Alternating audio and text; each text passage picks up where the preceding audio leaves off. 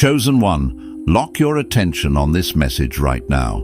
That quiet that has settled around your life this week. Do not mistake it for absence. The enemy is working overtime for one reason, and one reason only. He has watched you do what he said could not be done. It all shifts now. The silence, the waiting, the season where it felt like nothing was moving. But understand this, it is not ending because the storm passed on its own. It is ending because of what you have done. Think back to that moment this week, or maybe it was longer ago than that, when every voice in your life and every voice inside your head told you to stop. They said the door was closed. They said the window had passed. They said you had waited too long, tried too hard, believed too much. And something in you, something quiet and unshakable, kept moving anyway. You did not celebrate it. You did not announce it. You simply refused to quit. You did not know it then, but that refusal was the impossible thing heaven had been waiting for. You did not find this message by accident. The algorithm did not bring you here. The Holy Spirit did. This is a divine appointment, and it was scheduled before the foundations of the earth were laid. You are standing at the exact threshold you were created to cross. Stay until the very last second of this message, because in the next few minutes I am going to hand you the legal decree that confirms what you have already accomplished in the Spirit. I am going to walk you through the exact moment your breakthrough became inevitable, even while you were still crying, still doubting, still unsure. And at the end, we are going to seal this verdict with a declaration that silences every voice that told you it was impossible. Do not click away. Your future self is on the other side of this message, and if you leave now, you leave before you hear the verdict that heaven has already rendered over your life. I know what the last 72 hours have felt like. The atmosphere around you has not been loud. It has been watchful, like the moment after a battle when the dust begins to settle and everyone pauses to see who is still standing. Maybe you have been moving through your days this week feeling strangely unseen, like the effort you have been pouring out is disappearing into silence. Or maybe you noticed that certain people who used to have something to say about your life have gone quiet. The ones who doubted you, the ones who whispered behind you, the ones who smiled at your struggle, and something in you has been trying to figure out what that silence means. You feel like you are on the edge of something enormous, but you cannot fully see it yet. Like standing at a door that is about to open, but has not moved. And in that threshold, the enemy has started whispering a very specific lie. Listen to your thoughts right now. He is telling you that the silence around you is proof that nothing happened. He is replaying that moment. Maybe it was last week, maybe it was 6 months ago, when you made the choice no one saw. That moment when you kept going with no applause. That moment when you believed with no evidence. That moment when you did the thing that felt invisible and impossible, and you did it anyway. And the accuser is standing over that moment, telling you it was not enough. He is telling you that what you did was ordinary, that it did not count, that the people watching your life have moved on and forgotten. But I need you to hear what the scripture actually says about this moment. Psalm 126:2 says, "Then our mouth was filled with laughter and our tongue with singing. Then they said among the nations, the Lord has done great things for them." Listen to that. Then they said, not before, not during, after. After the impossible had been done, the nations, the watchers, the skeptics, the silent ones, opened their mouths, not to doubt you, to testify about you. The silence around you is not emptiness, it is preparation. They are not ignoring you. They are watching you. They are calculating what they are witnessing. They do not yet have the words for what they are seeing, because what you have done does not fit the category of ordinary human effort. The heaviness you feel is not the weight of failure. It is the weight of magnitude. It is what it feels like to carry something so significant that even the atmosphere around you has gone still in reverence of what is about to be declared. You think the impossible thing you did went unnoticed. You think because no one threw a parade, nothing was recorded. But let me reframe your reality right now. Heaven noticed. And the ones who doubted you, they noticed too. They are just not ready to say it out loud yet. But they will. That moment when you kept going in the dark was not weakness. That was the impossible thing. And now the watching has already begun. What you just witnessed in yourself, that refusal, that quiet act of impossible faith, was not a small thing. It was a legal transaction in the spirit realm, a divine declaration etched into the very fabric of eternity. Imagine, if you will, a courtroom not of mortal men, but of celestial beings, where the scales of justice are held by the Almighty, and the atmosphere vibrates with the weight of unseen realities. In that sacred space, your steadfastness, your unwavering choice to press on despite every internal and external resistance, presented an irrefutable case. Most people walk through life thinking breakthrough is merely a fortunate circumstance, a serendipitous alignment of events that happens to them. They envision it as a sudden arrival, perhaps on a sunny Tuesday, when the long-awaited email finally lands. The circumstances miraculously shift, the bank account swells with unexpected bounty, or the phone rings with that life-altering news. But this earthly understanding profoundly misses the majestic, profound operation of the kingdom of God. Breakthrough in heaven's economy is not an event that unfolds on a calendar. It is a verdict, a divine judgment already rendered. And verdicts, unlike fleeting moments, are not issued solely at the dramatic fall of the gavel, though that moment of public declaration is powerful. No, a verdict is undeniably established, irreversibly determined, the very instant the evidence presented becomes so overwhelming, so compelling, so absolutely undeniable that no other conclusion is possible. In that profound and silent space within you, when every whisper of doubt, every roar of circumstance, every voice of fear screamed at you to halt, to retreat, to surrender to the impossible, you chose otherwise. You dug your heels into the bedrock of your conviction. You breathed a prayer of defiant trust, and you kept moving forward, even if only by an inch, even if only in your heart. In that magnificent, solitary moment, you presented heaven with a body of evidence so pure, so potent, so irrefutable, that the verdict was sealed. It was rendered then, in the unseen, beyond the veil of your current understanding. All that remains now is for you to step across the threshold, to enter the divine courtroom, and to hear that already decided verdict read aloud, proclaimed over your life for all the realms to witness. The physical manifestation, the tangible shift you yearn for, is simply the echo of a spiritual reality that has already been irrevocably established by your unyielding faith. Some messages don't just inform, they activate. If something stirred deep in your spirit just now, you may be ready to receive the Chosen One's blueprint. This sacred guide reveals the 8 divine patterns behind your calling, your suffering, and your destiny. It also comes with the full audiobook, so you can absorb it during prayer, rest, or quiet moments with God. And for those called to speak His truth, you'll also receive Activating Your Prophet Mantle, a powerful bonus ebook for those carrying a prophetic assignment. The link is in the first pinned comment, but only for a limited time.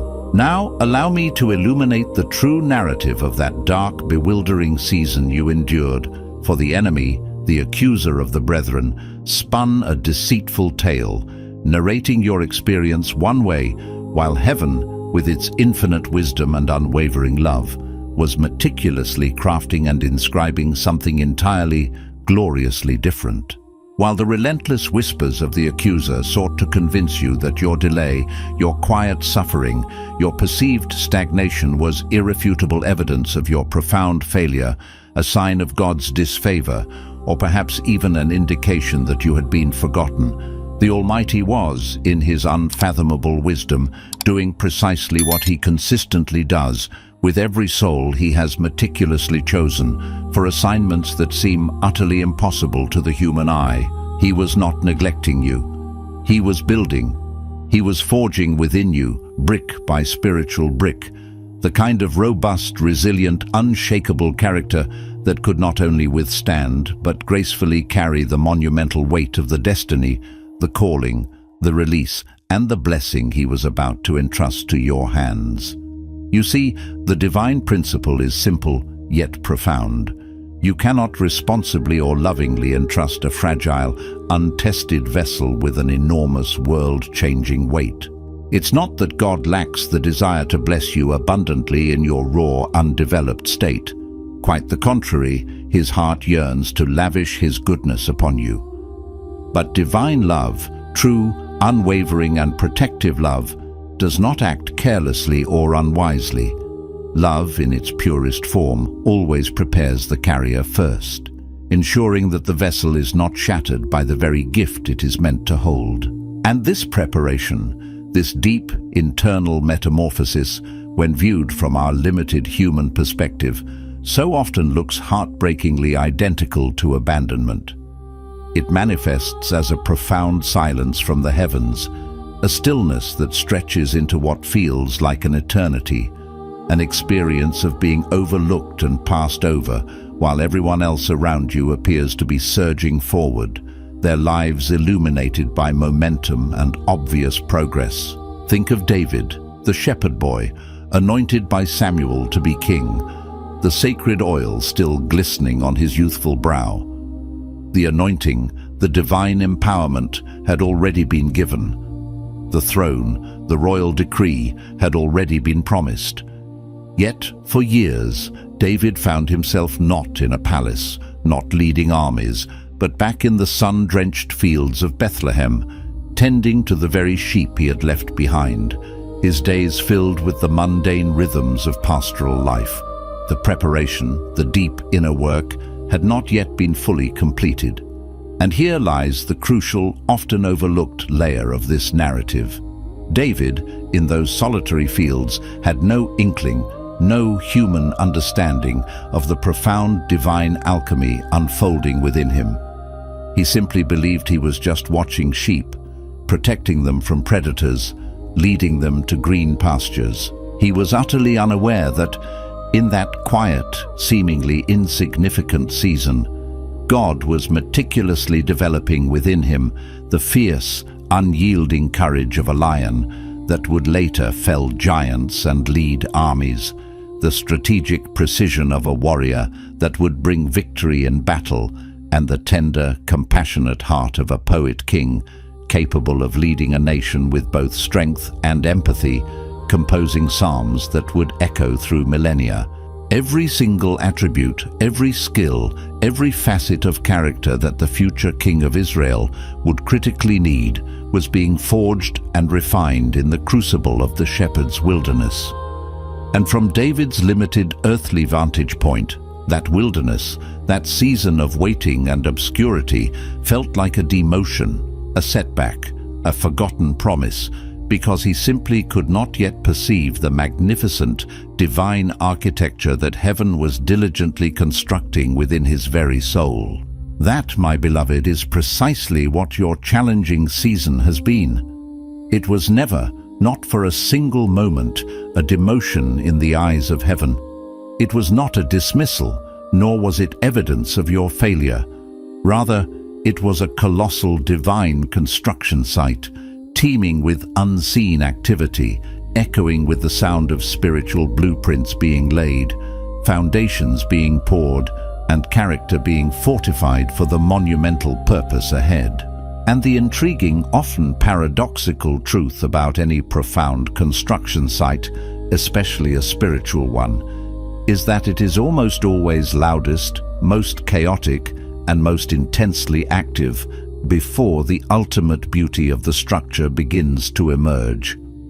There are phases of drilling, hammering, the clatter of materials, the shouts of workers, a cacophony that obscures the design. Yet there comes a critical juncture, sometimes in the final, most delicate stage of construction, when everything seems to fall strangely, profoundly quiet. This silence, this cessation of outward noise, is not a sign of abandonment or cessation of work. It is in fact an indicator of the most sacred, intricate work being assembled.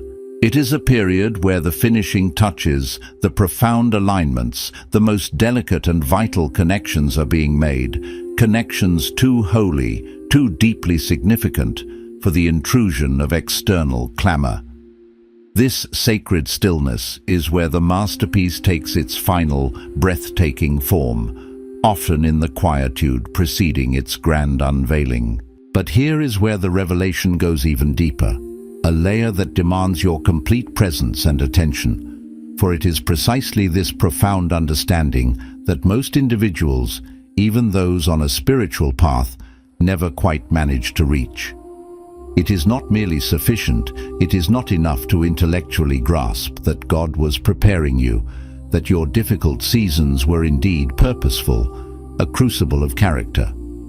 That is a foundational truth, yes, but it is only the beginning. The truly transformative insight lies in understanding what He was preparing you for, the specific divine assignment, the unique purpose that stands on the other side of your breakthrough. For if you, by some tragic misstep, misread your assignment, if you enter the grand hall of your breakthrough carrying the wrong map, you will inevitably step through that long-awaited door, receive the very thing you have been believing for, and yet, paradoxically, find yourself standing amidst answered prayer, feeling a profound, unsettling hollowness. A strange emptiness will echo within your spirit, and you will not comprehend its origin. The tears may indeed come, but they will be confused tears, born not of joy and clarity, but of a disorienting paradox. Because in that moment, you will have received the physical promise, the tangible blessing, but you will have tragically missed the deeper, more profound purpose for which it was bestowed. Consider Joseph, whose breakthrough was far more expansive than merely being plucked from the darkness of a prison cell and elevated to Pharaoh's right hand. While his promotion was undeniably monumental, his true, profound breakthrough arrived in that pivotal moment when he received the full revelation of his assignment. He understood with crystal clarity that the agonizing pit, the searing pain of betrayal by his own brothers, the years of unjust imprisonment and false accusation, none of it had been personal in the way he had once perceived it. It was not a series of arbitrary misfortunes aimed at his destruction. Instead, every wound, every heartbreak, every seemingly senseless suffering had been meticulously, divinely positional. Each scar was a marker, each loss a deliberate, strategic preparation, designed to sculpt him into the precise individual needed for the monumental task of preserving nations. And once he grasped the magnitude of his true assignment, once the profound purpose illuminated the shadows of his past, the raw, visceral pain of those experiences did not simply vanish or disappear as if they had never happened. No, that pain was far more powerfully redeemed. It was consecrated. It was given profound meaning, woven into the tapestries of his destiny. And meaning, my friends, is not just a comfort. It is the most robust, enduring, and powerful compass a human being can possibly carry into their future, guiding every step with clarity and unwavering resolve. So as you stand poised at the threshold of what is now undeniably opening for you, before you take that momentous step through the door of manifestation, pause for a sacred moment. Look inward, not with anxiety, but with profound intentionality, and ask yourself a question of paramount importance. Not merely, what am I receiving from God, but rather, with a heart attuned to stewardship and divine intent, ask, what am I being sent to do with it? What is the profound, kingdom-centric purpose behind this blessing, this breakthrough, this new season? And what is coming next in your journey, the final stretch towards manifestation, will very likely surprise you, perhaps even startle you, because it is an almost universal phenomenon that unfolds with uncanny predictability when individuals find themselves standing this intimately close to the very door of their destiny. Because here is a pattern, a profound psychological and spiritual dynamic that I have observed unfolding relentlessly over and over again in the lives of countless individuals who are standing precisely where you are standing right now, at the precipice of their longed-for breakthrough. Just as the monumental door of opportunity begins its slow, deliberate swing open, just as the long, often isolating silence of preparation starts to subtly shift into something audibly promising, something profound within their innermost being begins to panic. It's not the familiar, weary voice of intellectual doubt that has long plagued them. That voice, by this stage, has usually been utterly exhausted, its arguments having been dismantled by the sheer endurance of faith. No, this is something far deeper, more insidious than mere doubt. It is a subtle internal tremor, a profound unsettling that often masquerades as something profoundly virtuous, something that sounds almost like genuine wisdom, perhaps even spiritual prudence. It whispers with a deceptive gentleness. Are you really sure you are ready for this? Are you absolutely certain this is truly from God and not merely the fervent, perhaps misguided desire of your own heart?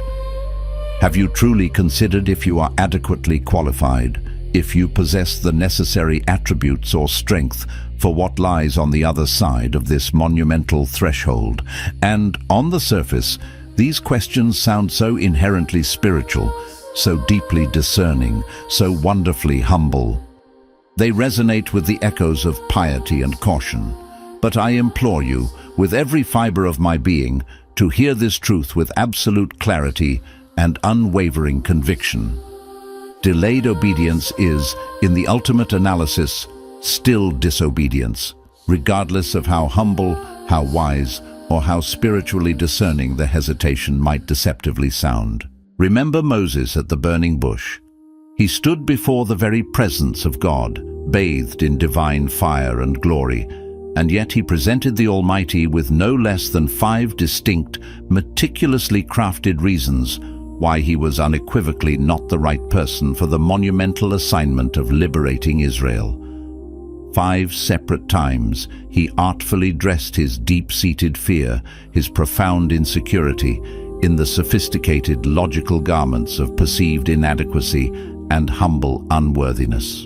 And God, in that moment, did not celebrate Moses' supposed humility, nor did he commend his cautious self-assessment. On the contrary, the scripture records that God's anger, a righteous indignation against the unnecessary stalling of his divine will, burned against Moses' hesitation. Not because Moses was forbidden to feel fear, for fear is a natural human emotion, but because that very fear was being subtly yet powerfully weaponized to stall, to delay, to derail what heaven had already unequivocally authorized, decreed, and empowered him to accomplish.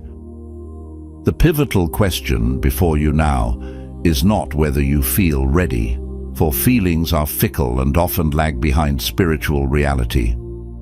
The true definitive question, the one that holds the key to your forward momentum, is whether God himself has definitively said, "Go," and if he has indeed uttered that divine imperative, if the word has gone forth from his lips, then your fluctuating emotions, your temporary anxieties, your transient feelings of unreadiness are not, and never have been, a prerequisite for obedience.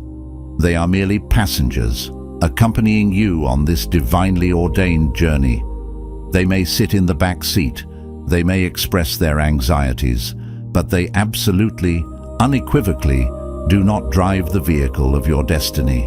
The steering wheel belongs to God's command alone. This profound realization ushers us into a crucial truth that most individuals, especially those on the precipice of significant breakthrough, completely miss. And it is this singular insight that I want you to meticulously internalize and carry with you long after the echo of this message fades.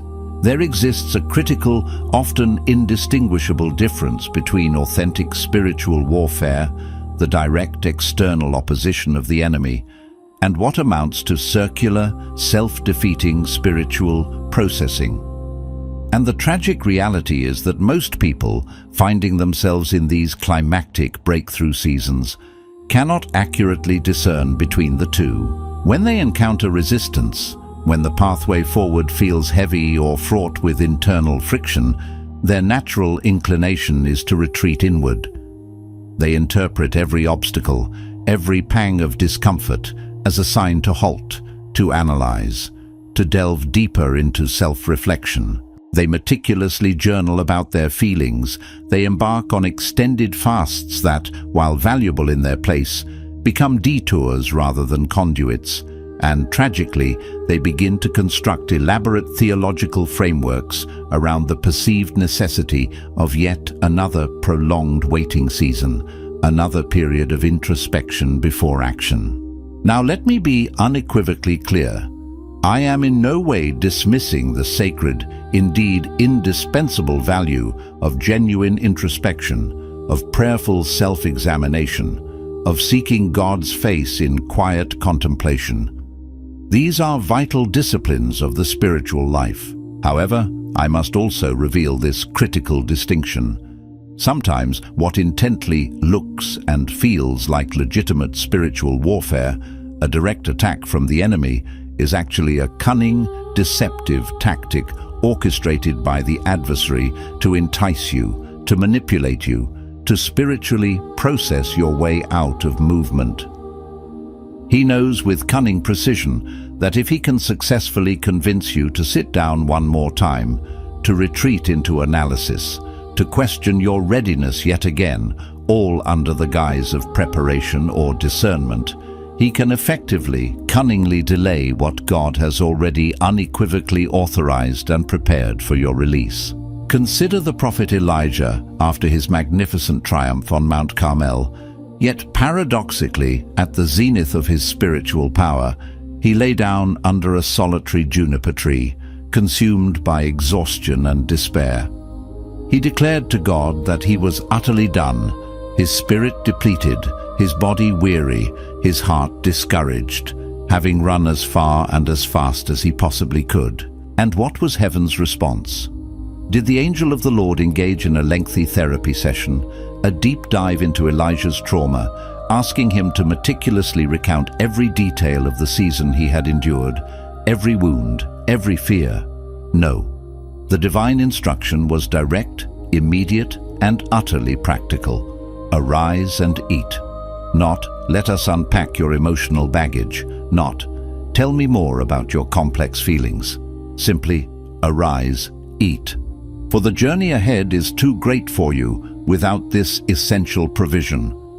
There are moments, beloved, when what appears on the surface to be commendable spiritual sensitivity, a deep attunement to the Spirit, is in reality nothing more than profound spiritual and physical exhaustion, being tragically mistaken for a divine sign to cease, to stop, to retreat. And in these precise moments, the provision God is sending you is not another confirmation, not another intellectual puzzle to solve, not another reason to pause and ponder. It is a potent divine instruction to get up, to receive the tangible sustenance and spiritual strength offered, and to move forward into the journey that awaits. Stay with me now, because what is unfolding just ahead in this message, this next layer of truth, is the very part that holds the power to break the cycle you have been trapped in for good. And I mean that not figuratively, but literally, fundamentally, definitively, because here lies the profound, often uncomfortable layer of truth that most individuals, even those earnestly seeking breakthrough, never quite permit themselves to fully touch, to honestly acknowledge, to deeply integrate the tenacious cycle you have found yourself ensnared within, the agonizing pattern of almost, where success seems perpetually within reach, yet consistently eludes your grasp at the last critical moment. The disheartening pattern of doors that appear to swing wide open only to mysteriously, frustratingly slam shut just as you approach the threshold. The endless, exhausting pattern of preparation that never seems to culminate in actual arrival in true manifestation. This cycle, I declare to you, is not solely the result of external spiritual warfare.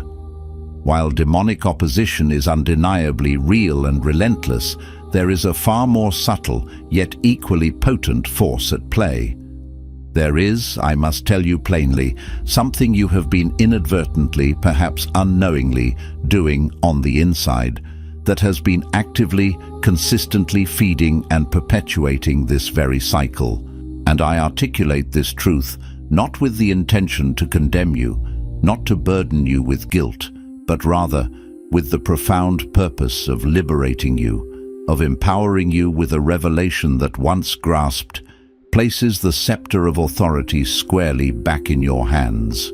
The insidious pattern is this: you have been diligently, earnestly believing for the breakthrough. You have been praying for it, hoping for it, visualizing it, yet simultaneously, in a contradictory act of internal self-preservation, you have been meticulously, almost unconsciously planning for the backup. You have been standing, metaphorically, at the sacred altar of commitment, with one foot fully planted in faith, gazing toward the promise. Yet the other foot has remained subtly, stubbornly, pointed toward the nearest exit, ready for a swift retreat. This is not, let me emphasize, because you are inherently faithless, not because you deliberately harbor a spirit of unbelief. No, it is because somewhere along the arduous journey of your life, through the crucible of disappointment, through the sting of betrayal, through the harsh lessons of unmet expectations, someone or something deeply ingrained within you, the notion that fully committing to hope, allowing your heart to be utterly vulnerable and exposed to the possibility of fulfillment, was the single most dangerous, most reckless thing you could ever do. So, with commendable human instinct, you learned to protect yourself. You learned to believe yes, but never all the way. You learned to trust, but always with a meticulously mapped emergency exit clearly marked on the wall behind you, a contingency plan tucked away just in case. And in your earnest effort to survive, to guard your tender heart from further pain, you labeled this protective mechanism wisdom. You called it balance, a prudent approach to life. But heaven, with its uncompromising purity and perfect love, has an entirely different, more accurate name for it. God calls it a divided heart. And the Apostle James, in his epistle, articulated this truth with unflinching clarity.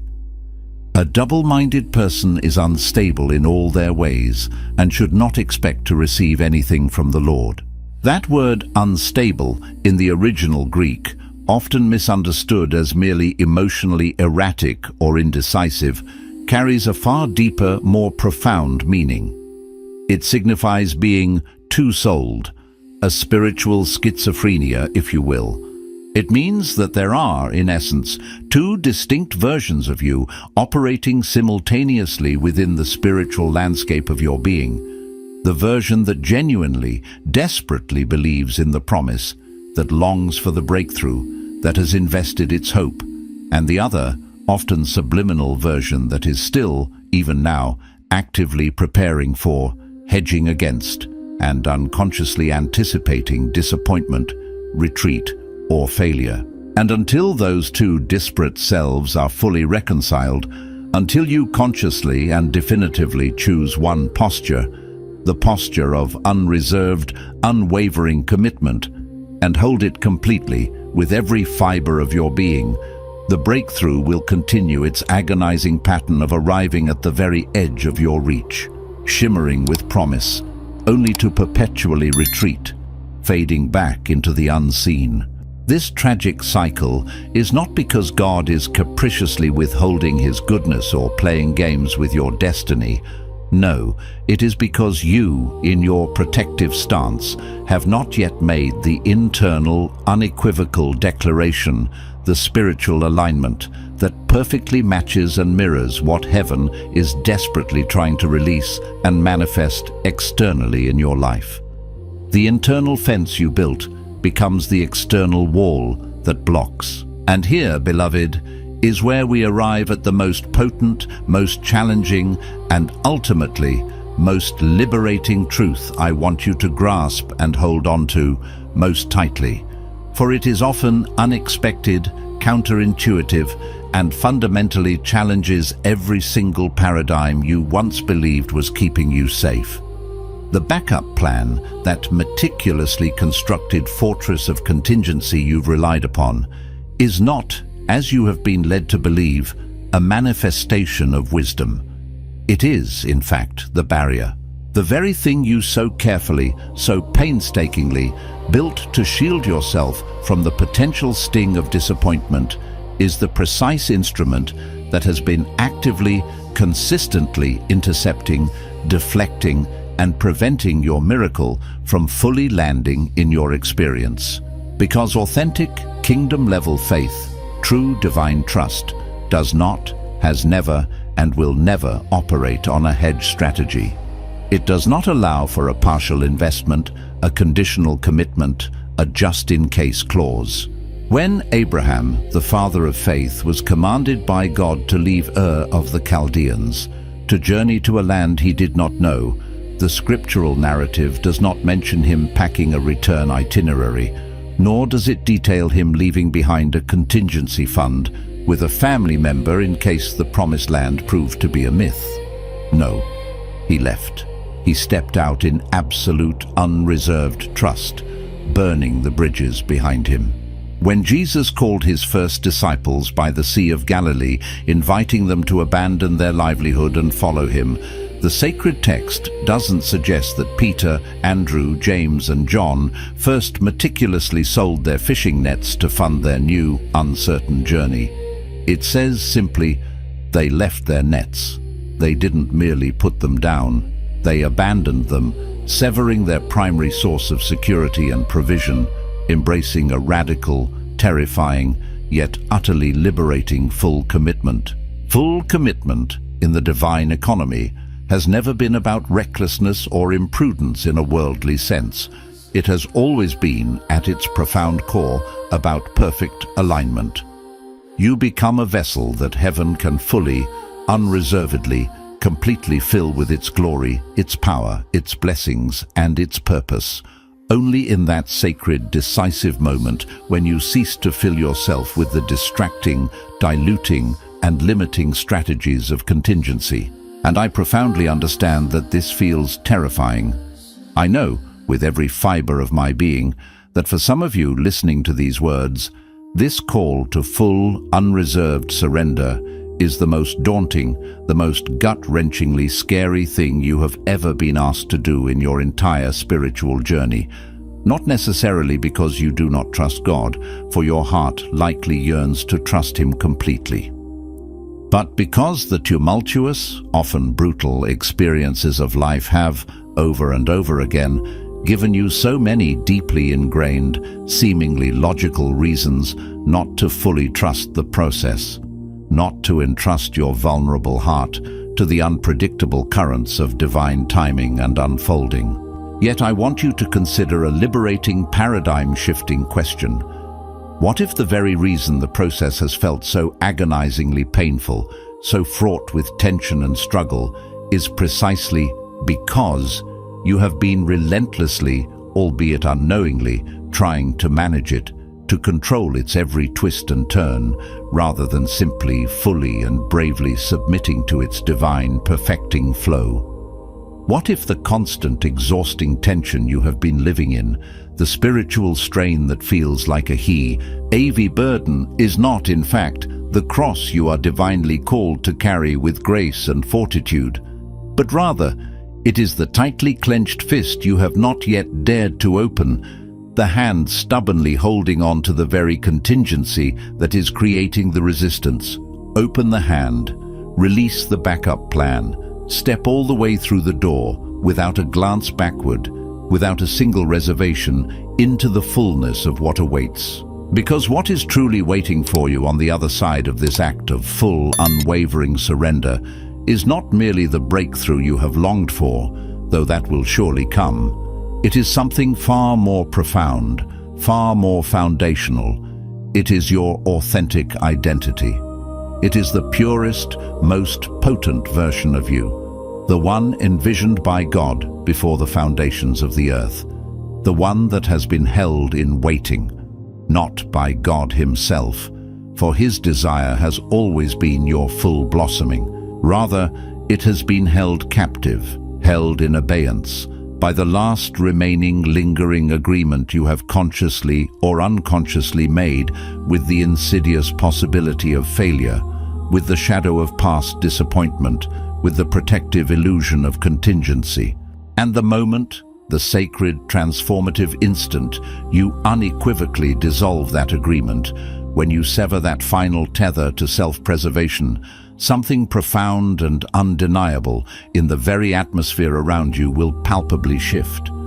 Not might shift, not could potentially shift, but will shift. It is an absolute, immutable spiritual law, because heaven has already, decisively, irrevocably rendered the verdict in your favor.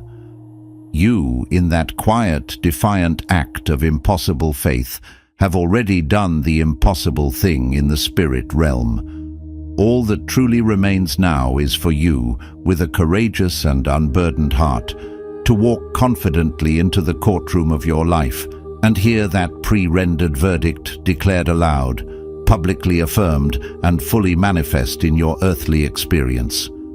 Place your hand on your heart right now and speak this with me. I release the backup plan. I release the divided heart.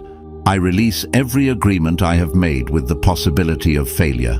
I dissolve every exit strategy I built from fear, and I call it what it was, a wall between me and my miracle. I choose full surrender today, not because the path is clear, not because I have all the answers, but because I trust the one who called me more than I trust the voice that told me to protect myself. I step all the way through the door. I receive the verdict heaven has already rendered over my life. I am not almost there. I am not on my way.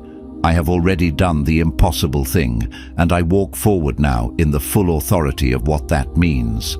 I am chosen. I am prepared. I am exactly who God said I was before a single voice said otherwise. And from this moment forward, I do not retreat. I do not shrink. And I do not manage what God has invited me to surrender. The breakthrough is not coming, it is here, and I receive it fully, completely, without reservation, right now. If this message met you today, do not let it leave with you alone. Share it with someone who is standing at the same threshold and does not yet have the words for what they are feeling. Leave a comment below telling me what broke open for you today. I read every single one.